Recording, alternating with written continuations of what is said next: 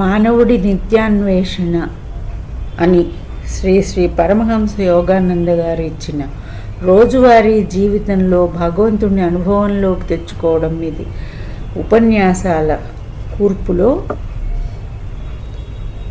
7వ ఉపన్యాసం మానవుడి అత్యంత విశిష్టమైన సాహస కృత్యం. ఇందులో 2వ భాగం ఇప్పుడు మనం వినబోతున్నాం. పుట్టుకకు ముందున్న చైతన్యం. ఒకసారి గర్భంలోకి ప్రవేశించాక మీరు అనుకుంటారు, నేను ఏం చేశాను? ఇంతకాలంగా బంధించి ఉంచే ఈ మర్త్య శరీరం నుంచి స్వేచ్ఛగా ఉంటూ బరువే లేని కాంతి శరీరంలో తిరుగుతూ ఉన్నాను. ఇప్పుడు మళ్ళీ ఈ భౌతిక రూపంలో తిరిగి చిక్కాను.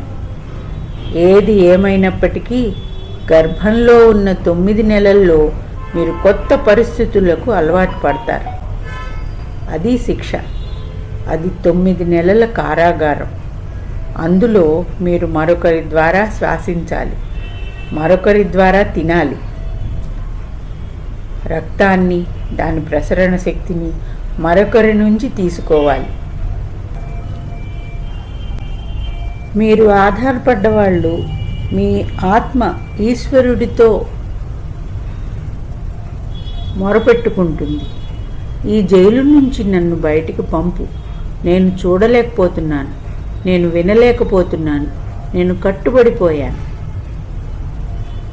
నరకం లేదా యమలోకంలో ఉండడం అంటూ ఏదైనా ఉంటే అది తల్లి శరీరంలో ఉండే ఆ 9 నెలలే. ఆ సమయంలో మీరు నిస్సహాయులు, చీకట్లో ఉన్నారు, చెట్టులాగా ఒకే చోట నిర్బంధమై ఉన్నారు. అప్పుడప్పుడు కేవలం పూర్వపు జ్ఞాపకాలు వస్తూ ఉండగా తిరిగి నిద్రలోకి జారుకుంటూ ఉంటారు. మీరు గత జన్మల జ్ఞాపకాలు గుర్తుకు వచ్చినప్పుడు తల్లి గర్భంలో మీరు మరింత బాధపడతారు. నేను నా చేతనను పుట్టడానికి ముందున్న స్థితులకు బదలాయించాను. నేనేం మాట్లాడుతున్నానో నాకు తెలుసు. ఇక్కడ ఫుట్ నోట్లో ఈ విధంగా ఉంది. దీనికి ప్రగతి నొందిన యోగి సర్వవ్యాపి అయిన దేవుడితో తాను లోపల ఐక్యత పొందడం ద్వారా అన్ని జీవులు పొందే అనుభవాలను సానుభూతితో గ్రహిస్తాడు. తల్లి శరీరం మేల్కోవడం, నిద్రపోవడం మీద బిడ్డ నిద్రపోవడం, లేచి ఉండటం అనేవి ఆధారపడి ఉండవు. కదలాలి అనే బిడ్డ సంకల్పం అతని ఆత్మకున్న గత జ్ఞాపకాల నుంచి వస్తుంది. కాబట్టి బిడ్డ చంచలంగా తల్లి శరీరంలో అటు ఇటు కదులుతాడు. తాను అలసి నిద్రపోయే వరకు మళ్ళీ కొద్దిసేపటికి లేస్తాడు, మళ్ళీ కదలటం మొదలు పెడతాడు. అతడు ఆకలిని పొందుతాడు. తల్లి రక్తంలో ఉన్న పోషకాల ద్వారా తన ఆకలికి సంతృప్తి పొందుతాడు. బిడ్డ తల్లి గుండె కొట్టుకునే శబ్దాలను, ప్రసరణను కొద్దిగా వింటాడు. ఈ శబ్దాల ద్వారా తన శరీరాన్ని గురించిన ఎరుక కలిగి స్వేచ్ఛ పొందాలని అతడు కోరుతాడు. ఆ విధంగా ఆత్మ యొక్క మొదటి సాహసం 2 భావాల మధ్య పోరాటంతో భూమి మీదికి మానవ రూపంలో తిరిగి వెళ్ళడమనే ఇచ్ఛతోనూ, నిరాకారపు స్వేచ్ఛను అనుభూతి పొందాలనే కోరికతోనూ మొదలవుతుంది. ఆత్మ మానవుడిగా అవడం అనేది చేప పిల్ల లాంటి రూపంతో ఒక చిన్న తోకతో ప్రారంభమవుతుంది. ఆ ఆకారం ఒక జంతు రూపంగా ఎదుగుతుంది.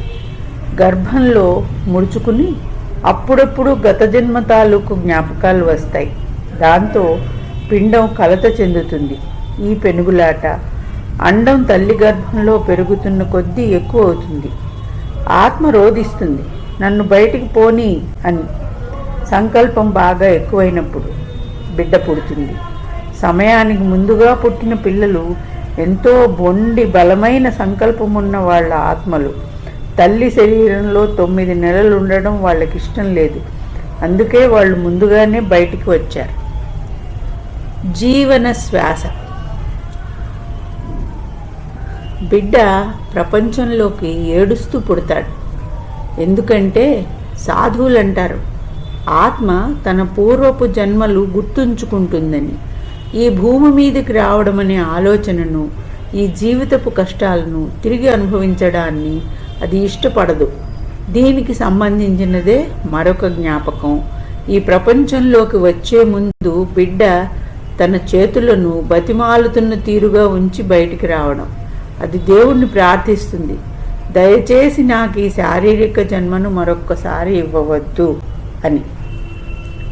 బిడ్డ ఏడుస్తూ పుట్టడం గురించిన శారీరకమైన వివరణ ఏమంటే, శ్వాసించటం ప్రారంభించటానికి, శ్వాసకోశాలను తెరవడానికి బిడ్డ మొదటి ఏడుపు శ్వాసకోశాలను చలనంలోకి తీసుకురావడానికి చేసే ప్రయత్నం. జీవించటం కోసం శ్వాసించటం మొదలు పెడుతుంది. బిడ్డ పుట్టినప్పుడు శ్వాస లోపలికి పోతుంది. అప్పటి వరకు కొంతవరకు అంతర్లీనంగా ఉన్న ఆత్మ ప్రత్యేక ప్రాణమున్న జీవించే వ్యక్తి అవుతుంది. దేవుడు అతడి ముక్కులోకి జీవన శ్వాసను ఇచ్చాడు. అప్పుడు మనిషి జీవించే ఆత్మ అయ్యాడు. దీనికి ఫుట్నోట్లో ఇది జెనిసిస్ బైబిల్లో 2.7లో ఉన్నది అని వివరించారు. చాలామంది పొరపాటుగా ఆత్మ బిడ్డ పుట్టుక సమయంలో లోపలికి ప్రవేశిస్తుందని నమ్ముతారు. కానీ ఆత్మే గనుక అక్కడ లేకపోతే చిన్ని మొదటి కణాల నుంచి శరీరం పెరిగేదే కాదు. ఆత్మ పుట్టక మునుపే పిండాన్ని వదిలి వెళ్ళిపోతే బిడ్డ చనిపోయి బయటికి వస్తాడు. మానవుడి శరీరం 16 ప్రాథమిక స్థూలమైన మూలకాలతో తయారైంది. ఇది 19 సూక్ష్మశక్తి తత్వాల సహకారంతో చురుగ్గా పనిచేస్తుంది.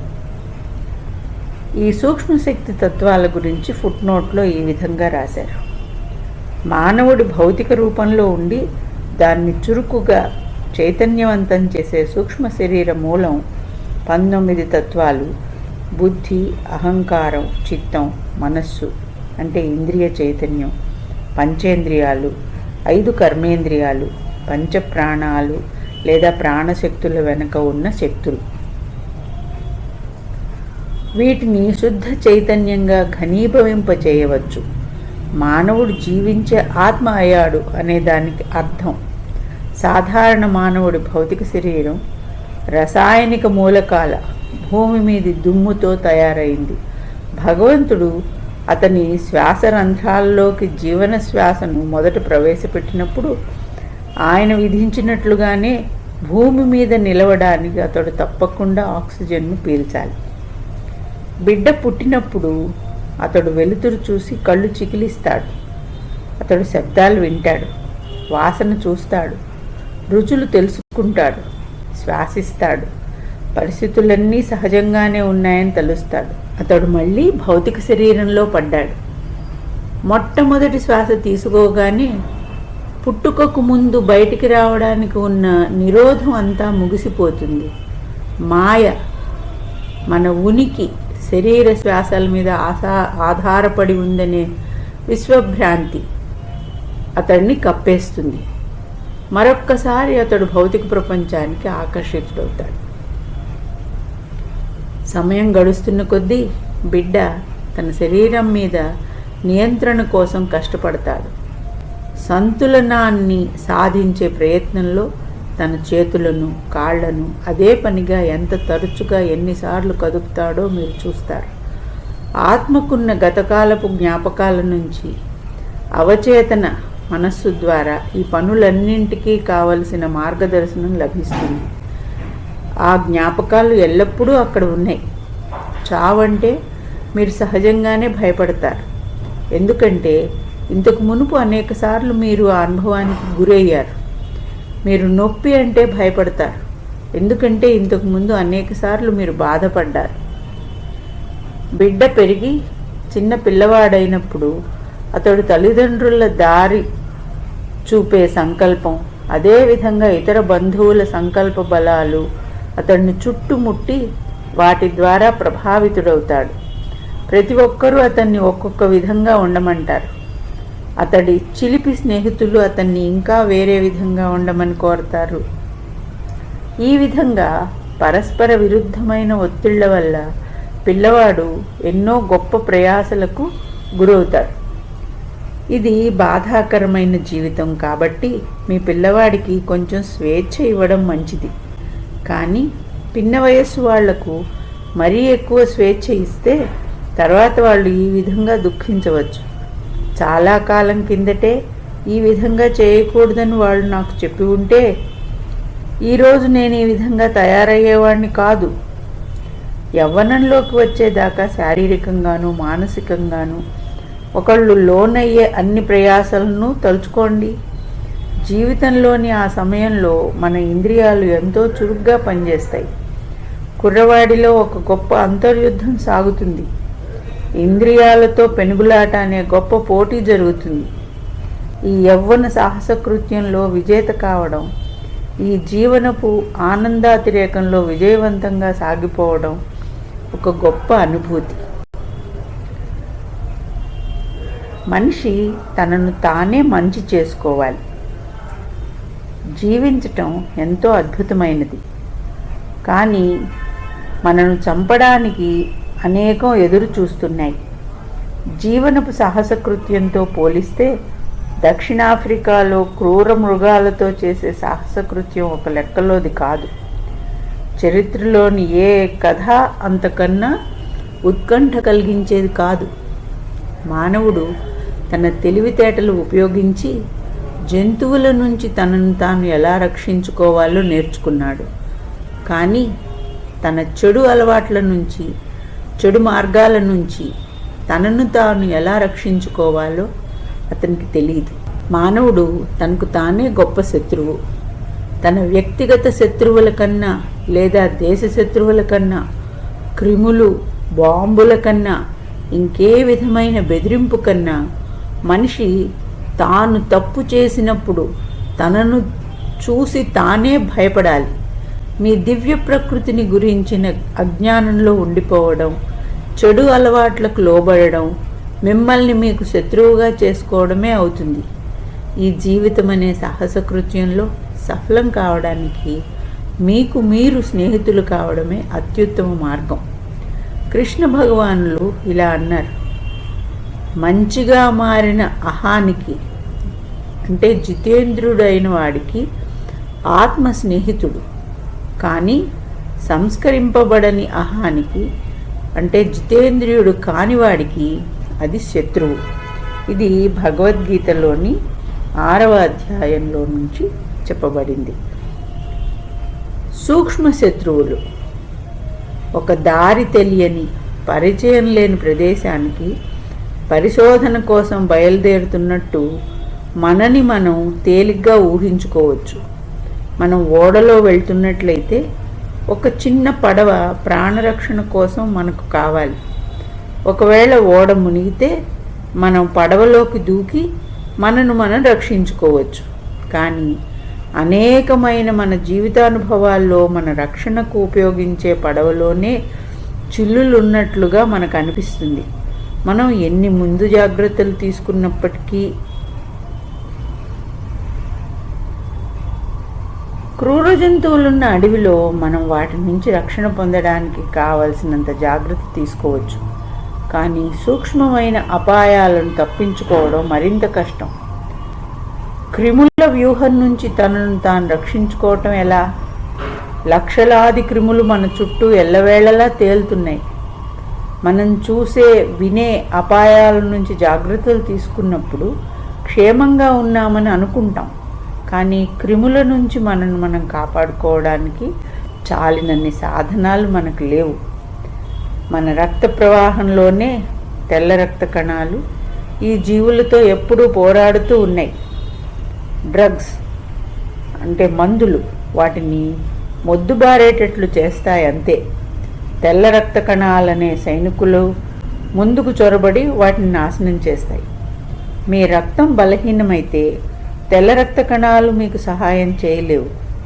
ఏ విధంగానూ అనుమానించటానికి వీలు లేని వ్యక్తుల శ్వాసకోశాల్లో ప్రమాదకరమైన క్షయక్రిములు దాగి ఉంటాయి. తమకు విందు చేసేవాడిని చంపటానికి సిద్ధంగా ఉంటాయి. ఈ జీవాణువుల చుట్టూ ప్రకృతి ఒక అడ్డుగోడ ఏర్పరిచింది. కానీ శరీరంలో నిరోధక శక్తి ఉన్నంత వరకే దీని ప్రభావం ఉంటుంది.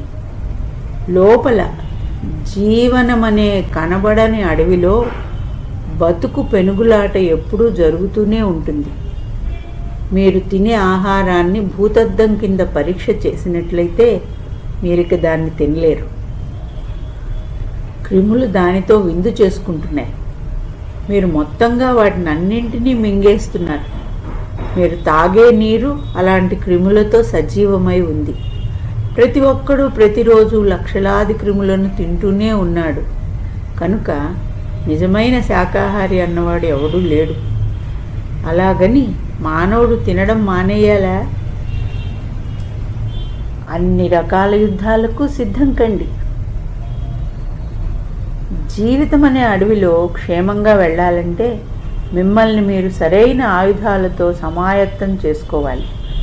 మీరు ఒక చక్కటి శిక్షణ పొందిన సైనికుడు అవ్వాలి. తనను తాను కాపాడుకోవడం తెలియని మామూలు మనిషి త్వరలోనే హతుడవుతాడు. అన్ని రకాల యుద్ధ రీతులకు సమాయత్తమైన తెలివైన మానవుడు జబ్బులకు వ్యతిరేకంగా, విధికి కర్మకు వ్యతిరేకంగా, అన్ని రకాల చెడు ఆలోచనలకు అలవాట్లకు వ్యతిరేకంగా జరిగే యుద్ధంలో విజయుడై బయటికి వస్తాడు. దీనికి జాగ్రత్త అవసరం.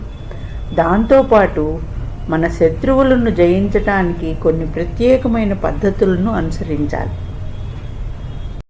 మనం పురోగమిస్తున్న కొద్దీ మన శారీరక, మానసిక, నైతిక, ఆధ్యాత్మిక విపత్తులకు కారణాలను రూపుమాపడానికి మనం మెరుగైన పద్ధతులను నేర్చుకుంటాం. మీరు శారీరక అనారోగ్యాలను, ప్రమాదాలను, మానసిక ఒత్తిళ్లను విజయవంతంగా ఎదుర్కోగలిగితే అప్పుడు మీరు జీవితం మధురమైన ఒక సాహసకృత్యం అని అనవచ్చు. యేసు అలా అనవచ్చు. కానీ ఆ విధంగా గెలవకుండా జీవితం మధురమైనది అనడం తొందరపాటుతనం అవుతుంది. మీరు చివరి మెట్టు ఎక్కే వరకు, దేవుడిలో మీ ఆత్మ విముక్తి పొందే వరకు మీ జీవితం ఇంకా పూర్తవలేదు. పరమాత్మలో సచేతనంగా ఆరోహణ చేసేదాకా సాహసాలు చేయాలనే మీ కోరికను మీరు జయించలేదు. ఎవరైనా కష్టాల్లో ఉన్నప్పుడు వారిని చూసి నేను ఆ ప్రత్యేకమైన అనుభవానికి గురి కాలేదని మీరు సంతోషించవచ్చు.